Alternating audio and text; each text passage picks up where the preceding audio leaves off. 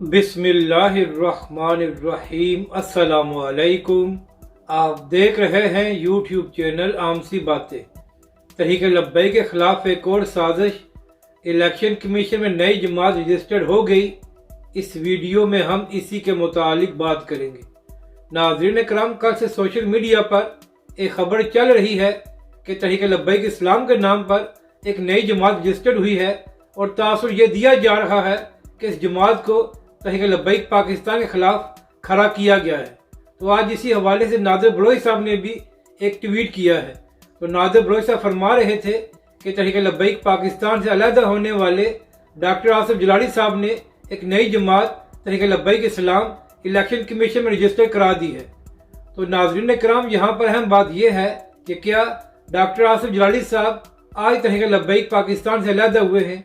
जब 2017 में तहरीक लब्बैक पाकिस्तान ने तारीखी फैज़ाबाद का धरना दिया था, तो उससे पहले ही डॉक्टर आसिफ जलाली साहब तहरीक लब्बैक पाकिस्तान और अल्लामा खादुम हुसैन रिजवी अलैहिर्रहमा से अलहदा हो चुके थे। तो ये कोई नई बात नहीं है।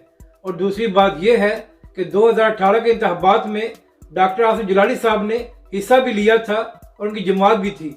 और नाज़रीन कराम, 2018 में भी डॉक्टर आसिफ जलाली साहब की जमात का नाम तहरीक लब्बैक इस्लाम था और उसका भी इंतखाबी निशान तोप था। यानी कि ये कोई नई जमात नहीं बनी, बल्कि पुरानी जमात को ही दोबारा तजदीद कराया गया है। तो लिहाजा जो लोग ये तासुर देने की कोशिश कर रहे हैं कि किसी नई जमात को तहरीक लब्बैक पाकिस्तान के खिलाफ खड़ा किया गया है, इसमें कोई हकीकत नहीं है। और नादिर बलोच साहब, आप खुद को सहाफ़ी कहते हैं, कम अज़ कम आपको ये तो मालूम होना चाहिए था कि डॉक्टर आसिफ जलाली साहब इसी जमात के साथ 2018 के इंतखाबात में हिस्सा ले चुके हैं। तो नाज़रीन कराम, मज़े की बात यह है कि जैसे नादिर बलोच साहब ने इस ट्वीट को किया है, तो फिर तहरीक लब्बैक के कारकुनों ने अच्छी तरह और तसल्ली बख्श जवाब दिए हैं नादिर बलोच साहब को।